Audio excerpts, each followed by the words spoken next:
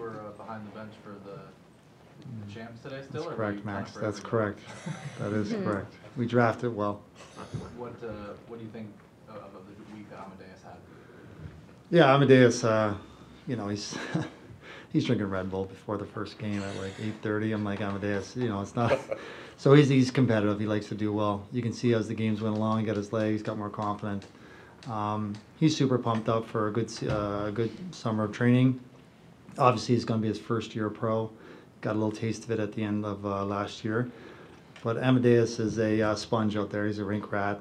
He loves to play. He's constantly asking questions. Really excited for Amadeus. As you can see, he's got great speed, good talent.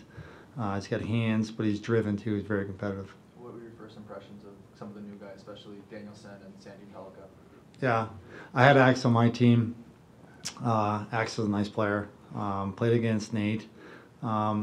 Nate's a nice kid, really quiet, reserved. I think he's got to come out of his shell a little bit. But, when we talk to a lot of these kids, they're like, I feel so much more comfortable now in my second, third camp. They're, more themselves. Some of these guys that come in, they feel that they have to impress or things like that. So they're tight, they're a little wound up. But Nate's got talent. You can see it out there. Smart player. It's nice to have Bicker came over from Germany, so he was able to get in. It's great to have all of our draft picks got in, which was great to see.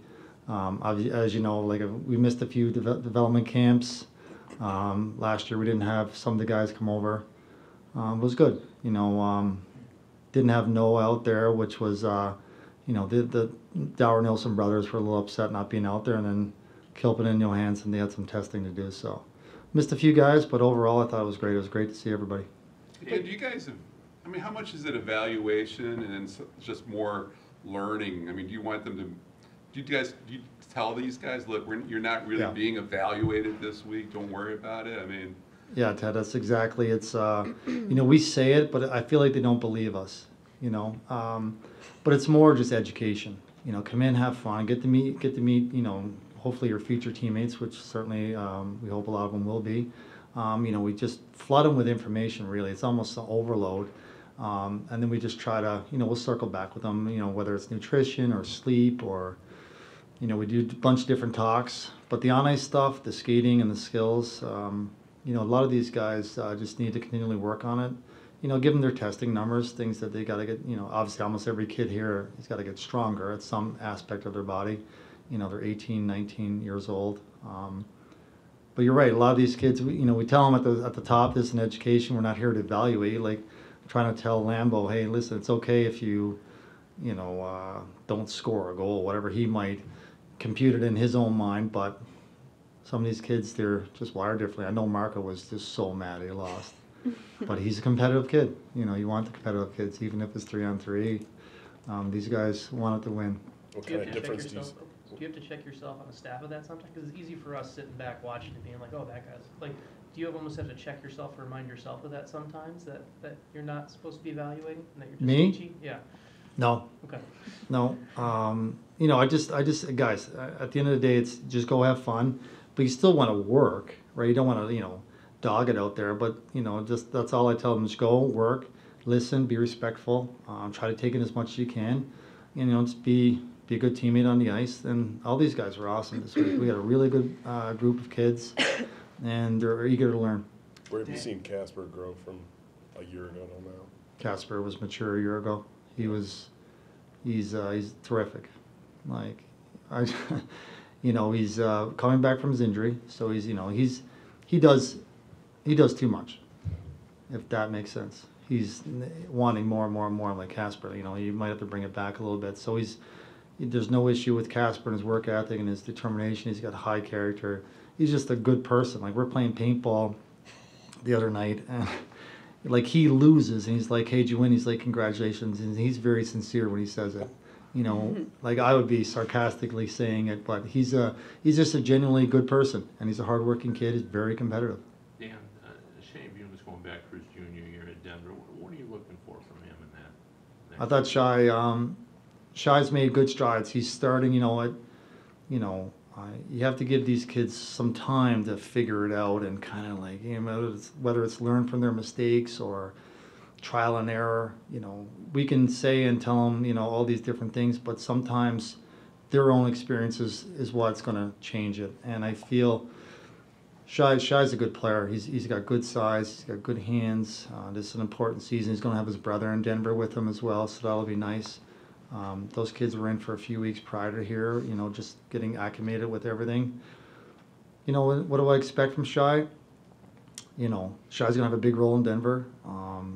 Expect him to play on the power play. Shai knows what he's got to work on, and he's trying. That's all you can ask for.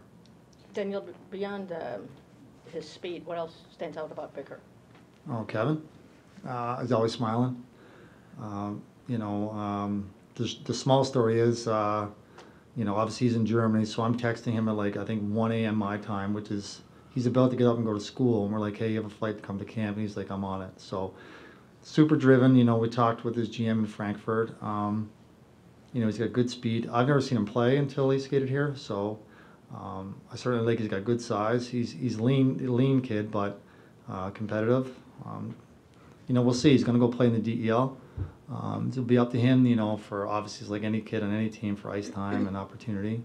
But he seems to have a nice little package. And I'm wondering, with the off-ice stuff, nutrition and food, what kind of feedback do you get maybe for the guys coming back from second or third year, for just how much of an impact it has made? Yeah, it's so important. Like Lisa McDowell does a tremendous job for these kids and for pretty much even the current Red Wings. So, a lot of these kids don't know how to cook. They don't know how to grocery shop. They kind of think what they're eating is good. But, Lisa's great at educating these kids, giving them different recipes that they can, cook and learn, whether it be, all different times of the day, whether it be snacks or breakfast or for dinner, before a game, after a game. So it's a lot for these kids to take in, but when they're turning pro is a really big thing because they're going to be living on their own. They got to go get groceries. They got to cook. They got to figure it out. I remember when I was 18, 19, I didn't have that. But as you get older, you get better at it. So what we're trying to do is just give them all the information we can so that when they do live on their own or when they're with mom and dad or whoever it may be, that they're like, oh, I'll have this instead of that, and just go from there. Does she do anything for retired players? Oh, I know. She puts me on Danny, maybe eat less, drink less. That's really it. I wanted to ask you about Axel. Do you think that his development will be more of a physical development because he seems pretty close to having an NHL type of brain? Smart kid. They've spoken to him, really composed. That translates to his on-ice game as well. He's under pressure, he's under siege. He's got the ability to calm it down and make the play instead of rushing it. That's his demeanor. He's already in real good shape. He tested very well. He'll have a good season in Skellefteå. The SHL is a strong league. I know there's no timeline for any of them. They decide. But could he be a guy that you could see be fast tracked to the Red Wings? Fast tracked. What does that mean for you? 2 years. No. He's not even fair to anyone really. It just takes time. He's a good player. He's smart. I think he just, be going into his second year in the SHL, which is a great league to play in, a great development league. But he's already in good shape. But he's got to get stronger. Got to get got a little more quicker. But he's got the brain. Certainly got the brain, and he's got the tools. He's got a nice set of hands. He's got good patience. Just work on certain areas of the game. Defending is going to be an important thing for him. Work on his shot. Lots of time for that. I know you really like Carter Mazer, but where have you seen him grow in the last year, and how ready to be a pro is he in your eyes? Yeah, I love Maze. I thought he looked strong up there as well. Maze is just he's the guy that you want on your team. He's driven, competitive, strong. It's not much else to say. In terms of him being ready, I do believe he's going to be ready for the start of the season. He had a good little taste of it at the end. Obviously, going to World Championships was a great experience for him. I think it did him wonders. He's here all summer. He's ready to go. He's just his frame just needs to fill out a little bit. When it does, I think he's going to be an impactful player. What do you think of Costa's readiness for the AHL here after the year he had in Toledo? Yeah, Coast had a strong year in Toledo. You know, credit to Phil O'Sara. Phil does a tremendous job with our goalies, and in particular with Coast. He was down there quite a bit, working with them individually on the ice. We got a nice little stable of goalies, if you ask me. Carter Godlander is a good goalie.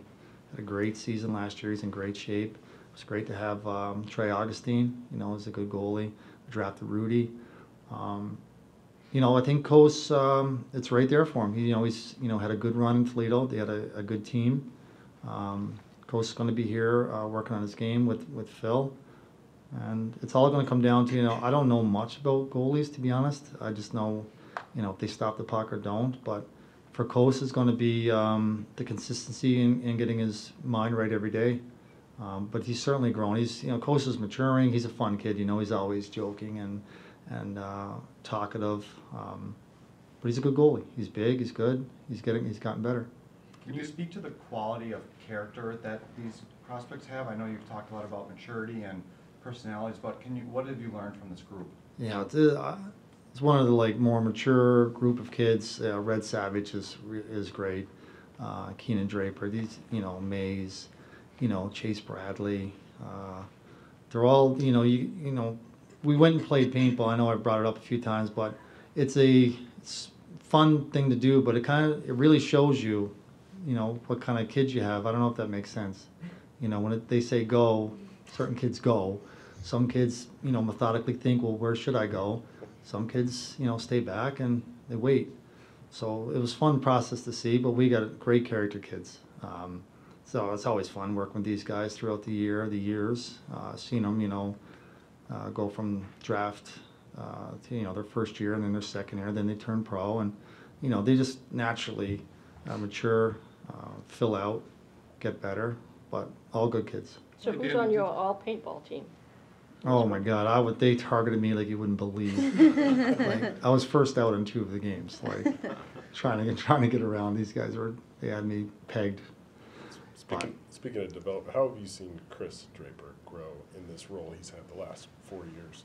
I asked Steve about it the other day, but Chris, as in for director of scouting? Yes, perhaps something more soon.